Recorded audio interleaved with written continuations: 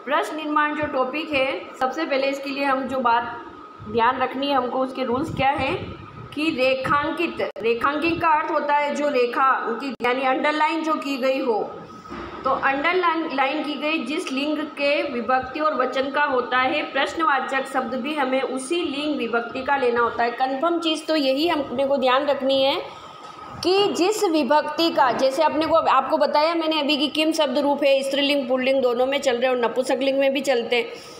इसी तरह से अपने और शब्द रूप जो है, जैसे राम है ये पुल्लिंग शब्द रूप है, साधु है ये पुल्लिंग शब्द रूप है, इसी तरह स्त्रीलिंग रमा शब्द रूप है। तो जैसा विभक्ति है, जिस शब्द के नीचे रेखांकित यानी अंडरलाइन की गई है, वह शब्द किस विभक्ति का है, किस लिंग का है और कौन से वचन का है, इस चीज़ को ध्यान में रखते हुए हम प्रश्न निर्माण करते हैं।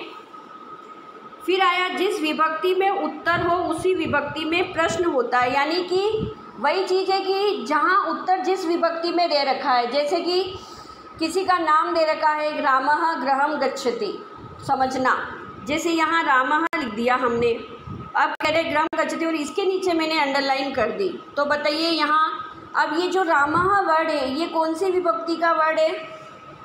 यस, रामा कौन सी विभक्ति? प्रथमा एक वचन है, प्रथमा एक वचन और पुल्लिंग। देखो तीनों चीज़ें ध्यान रखनी है। लिंग कौन सा हुआ? तो लिंग हुआ पुल्लिंग, विभक्ति हुई प्रथमा और वचन हुआ एक। तो हमें क्या करना है, किम, अब ये पुल्लिंग आ गया तो हमें क्या करना है, किम शब्द का भी प्रथमा का लिंग प्रथमा एक वचन लेकर यहाँ प्रश्न निर्माण बन जाएगा कह। क्या बनेगा? कह। तो कहने का मतलब यही है कि जैसा लिंग है, जैसी विभक्ति है और जैसा वचन है, उसी के अकॉर्डिंग हमें प्रश्न निर्माण किम शब्द रूप का लेकर के वर्ड उसमें डाल देना है। फिर आए प्रश्न निर्माण करते समय वचन और पुरुष का भी ध्यान रखा जाता है, वही तरीका है। संस्कृत के सभी जो प्रश्नवाचक शब्द हमें याद होने चाहिए। अब प्रश्नवाचक शब्द कौन कौन से हैं जो हमें याद होने चाहिए, यानी प्रश्न निर्माण करें तो कहाँ क्या यूज होता है, वह चीज़ अभी बताती हूँ मैं आपको। देखिए, प्रश्नवाचक में सबसे पहले किम का अर्थ होता है क्या, कह मीन्स कौन, का मीन्स कौन, वही चीज़ है कि कह पुल्लिंग के लिए होता है मेल और का होता है कौन, फीमेल के लिए। कदा मीन्स कब, किम अर्थम मतलब क्यों, कुतः मतलब कहाँ से, यहाँ इस तरह से आएगा। कुत्र मतलब कहाँ, कति का अर्थ होता है कितने और कथम मतलब कैसे। ये तो मेन जो वर्ड है किसके प्लेस पे क्या यूज होते हैं, ये प्रश्न निर्माण के हैं। आगे इनको समझा रही हूँ, एक्सप्लेन कर रही हूँ कि किस तरह से ये कहाँ यूज होते। शब्द का ले लेते हैं कि किम शब्द कैसे यूज हो रहे हैं। तो जैसे यहाँ आया मोहनः फलम खादति, किम जो है ये अव्यय पद में भी आता है। किम एक किम मतलब तो क्या, ये जो नपुंसकलिंग में बनेगा वो अलग अर्थ निकलेगा, अलग अर्थ नहीं, अर्थ एक ही निकल रहा है, लेकिन ये अव्यय पद के रूप में होता है। जैसे प्रश्न दे रखा है, यहाँ आंसर दे रखा है मोहना फलम खादति, और फलम जो है अपने को भी पता है ये नपुंसकलिंग वर्ड है, नपुंसकलिंग है ना। तो यहाँ हमें फिर फलम शब्द के प्लेस पे भी नपुंसकलिंग का किम शब्द लेना है। तो यहाँ हो जाएगा मोहनः किम खादति। लता पत्रम लिखती, लता पत्र लिखती है, तो लता क्या लिखती है, प्रश्न निर्माण बनाना है। तो यहाँ हो जाएगा किम, लता क्या लिखती है। फिर उमा जलम पीबती, तो उमा जल पीती, यानी ये खाने पीने की चीज़ों में या कुछ भी हो तो वहाँ प्रश्न निर्माण लगता है अपना किम। जहाँ पर कोई व्यक्ति या वस्तु हो, जहाँ पर पुत्र का मतलब निकल रहा है, यहाँ पर कहाँ, पुत्र मीन्स क्या होता है, कहाँ, वेयर।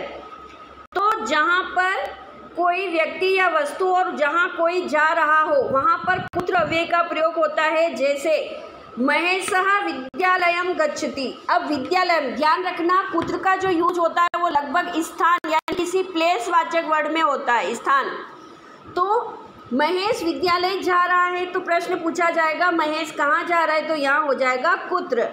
फिर है रमा घर में है, गृह, रमा घर में है, तो प्रश्न पूछेंगे हम रमा कहाँ है, तो यहाँ बन जाएगा कुत्र। और फलानी वृक्षे संति, फल जो है वृक्ष पर है, तो कुत्र कहाँ हो जाएगा। अब आप ध्यान रखो, ये लगभग जब पूछे जाएंगे ना, जैसे आपको पूछेंगे आप कहाँ रहते हो, तो प्लेस है, हम आमेर में रहते हैं, हम जयपुर रहते हैं, यानी कोई प्लेस वाला जो वर्ड आ जाता है। कन्फर्म ध्यान रखना कि जैसे बंदर वृक्ष पर रहते हैं या वृक्ष पर कूदते हैं, चिड़िया वृक्ष पर घोंसला बनाती है।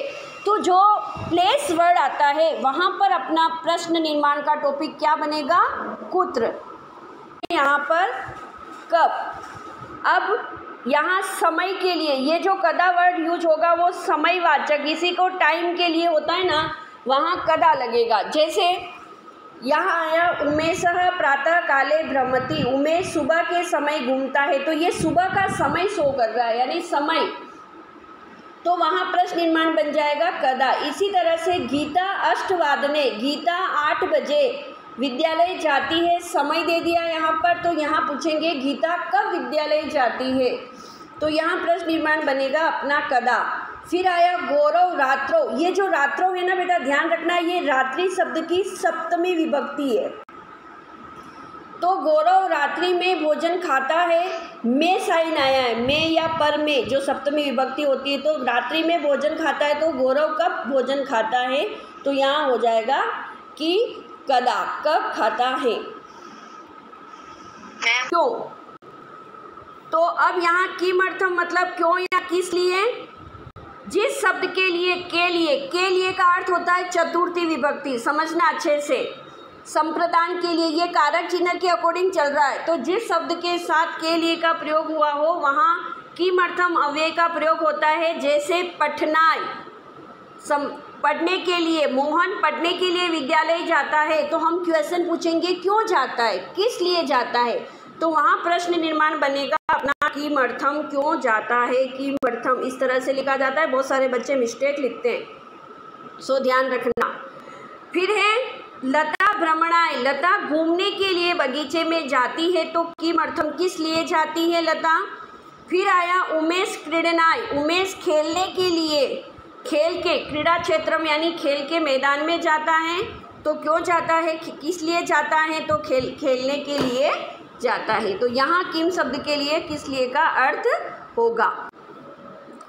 कथम मीन्स कैसे, कथम अव्यय का प्रयोग किसी के स्वास्थ्य के बारे में, कि हाउ आर यू, जो इंग्लिश वर्ड बोलते हो ना आप हाउ यानी कैसे, तो वहाँ का यूज होता है। जैसे उमा नगरम बस यानेन गच्छति, अब ध्यान रखना उमा नगर में बस यान से जाती है, यहाँ बस यानेन में वैसे कौन सी विभक्ति है बताइए।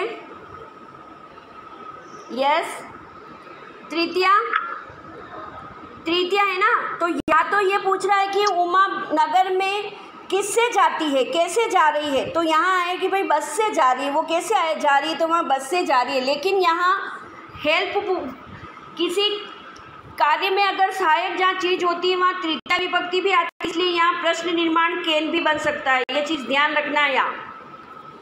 फिर आया मृगः त्रिवम धावति, हिरण तेज दौड़ता है, ये विशेषता बताई जा रही है कि भाई हिरण धीरे दौड़ता है या तेज दौड़ता है, मंदम या त्रिवम, तो यहाँ जब विशेषता पूछाई जाए तो फिर होगा कि मृगः कथम धावति, हिरण कैसे दौड़ता है, यहाँ कथम हो जाएगा। फिर आया महिला द्विचक्रिकया, द्वि मतलब दो, चक्रिका मतलब पहिए, दो पहियों के लिए नगर जाती है, तो दो पहियों की गाड़ी कौन सी आई इसमें या तो दो पहियों की स्वचालित होती है, तो वहाँ होगा स्कूटर, मोटरसाइकिल, लेकिन यहाँ सिर्फ द्विचक्रिका या स्वचालित नहीं आया, सो यहाँ साइकिल हो जाएगा। इसका मीन कि महिला कैसे नगर की ओर जाती है, तो यहाँ प्रश्न निर्माण बन जाएगा अपना कथम।